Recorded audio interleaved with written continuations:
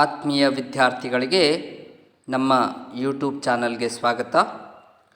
ಈ ದಿನದ ಒಂದು ತರಗತಿಯಲ್ಲಿ ನಾವು class 7th third language Hindi पाठ 2 अध्यापक और विद्यार्थी इस पाठ के बारे में कन्नड़ में समझने की कोशिश करेंगे. इस पाठ में अध्यापक और विद्यार्थी के बीच प्रश्नोत्तर चलता है. सरल वाक्यों में चलने वाला यह सवाल जवाब कुशल संवाद का एक नमूना है.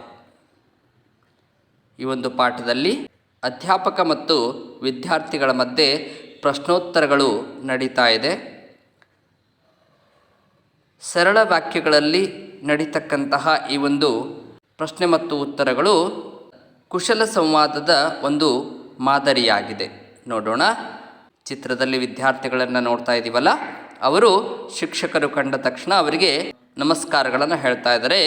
ನಮಸ್ತೆ ಗುರೂಜಿ ಅಂದರೆ ನಮಸ್ಕಾರಗಳು ಗುರೂಜಿ ಅವರಿಗೆ ಅಂತ ಹೇಳ್ತಾ ಇದ್ದಾರೆ. ಆಗ ಅಧ್ಯಾಪಕರು ಏನು ಹೇಳ್ತಾ ಇದ್ದಾರೆ? ನಮಸ್ಕಾರ, ತುಮಾರಾ ನಾಮ್ ಕ್ಯಾ ಹೈ? ಶಿಕ್ಷಕರು ಕೇಳ್ತಾ ಇದ್ದಾರೆ ಮಕ್ಕಳಿಗೆ, ನಿನ್ನ ಹೆಸರೇನು?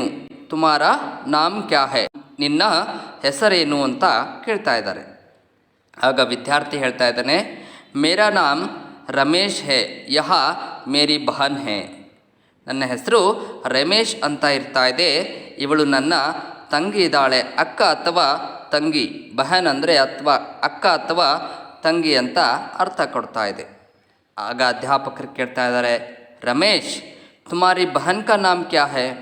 ರಮೇಶ್ ನಿನ್ನ ತಂಗಿಯ ಹೆಸರೇನು ಅಂತ ಕೇಳ್ತಾ ಇದ್ದಾರೆ. ಆಗ ರಮೇಶ್ ಹೇಳ್ತಾ ಇದ್ದಾನೆ, ಮೇರಿ ಬಹನ್ ಕಾ ನಾಮ್ ರಾಧಾ ಹೈ, ನನ್ನ ತಂಗಿಯ ಹೆಸರು ರಾಧಾ ಇದೆ ಅಂತ ಹೇಳ್ತಾ ಇದ್ದಾನೆ. ಆಗ ಅಧ್ಯಾಪಕರು ಕೇಳ್ತಾರೆ, ರಾಧಾ ತುಮ್ ಕಹಾ ಪಡ್ತಿ ಹೋ? ರಾಧಾ ನೀನು ಎಲ್ಲಿ ಓದ್ತಾ ಇದೆಯಾ ಅಂತ ಕೇಳ್ತಾ ಇದ್ದಾರೆ. ಆಗ ರಾಧಾ ಹೇಳ್ತಾಳೆ, ಮೈ ಸರ್ಕಾರಿ ಸ್ಕೂಲ್ ಮೇ ಪಡ್ತಿ ಹೂँ, ನಾನು ಸರ್ಕಾರಿ ಶಾಲೆಯಲ್ಲಿ ಓದ್ತಾ ಇದ್ದೀನಿ ಅಂತ ರಾಧಾ ಹೇಳ್ತಾ ಇದ್ದಾಳೆ. ಆಗ ಅಧ್ಯಾಪಕರು, ಯಹ ತುಮಾರಾ ಭಾಯ್ ಹೈ ಕ್ಯಾ ರಮೇಶ್?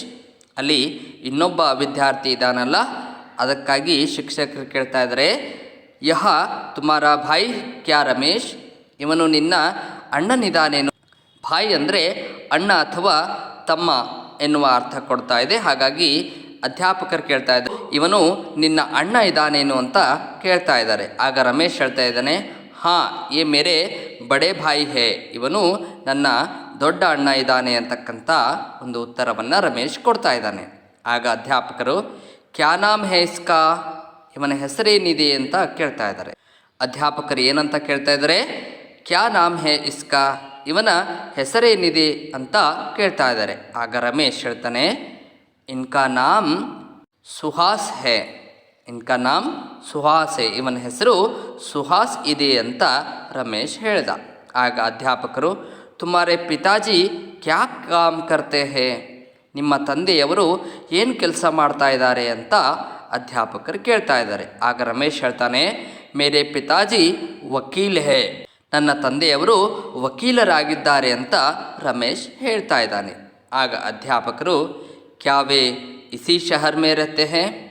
ಅವರು ಇದೇ ಊರಲ್ಲೇ ಇರ್ತಾ ಇದ್ದಾರೇನೋ ಅಂತ ಮತ್ತೆ ಅಧ್ಯಾಪಕರು ರಮೇಶನನ್ನು ಕೇಳ್ತಾರೆ.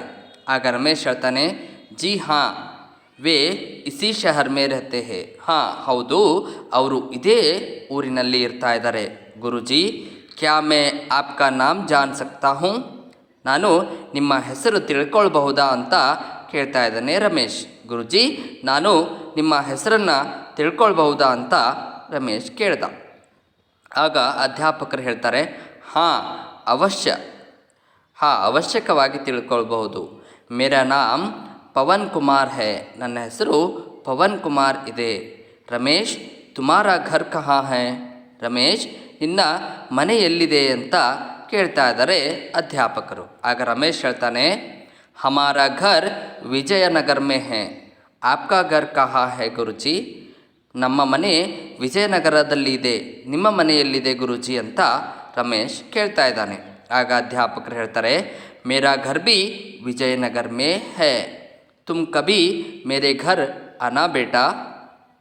ನೀನು ಯಾವಾಗಲಾದರೂ ನಮ್ಮ ಮನೆಗೆ ಬಾ ಮಗು ಅಂತ ಅಧ್ಯಾಪಕರು ಹೇಳ್ತಾ ಇದ್ದಾರೆ. ಆಗ ರಮೇಶ್, ಹಾಂ ಗುರೂಜಿ, ಜರೂರ್ ಆವುಂಗಾ, ಆಯಿತು ಗುರೂಜಿ, ನಾನು ಅವಶ್ಯಕವಾಗಿ ಬರ್ತೇನೆ ಅಂತ ರಮೇಶ್ ಹೇಳ್ತಾ ಇದ್ದಾನೆ. ಆಗ ಅಧ್ಯಾಪಕರು, ಅಚ್ಚಾ ಚಲೋ ದೇರ್ ಹೋ ರಹಿ ಹೇ.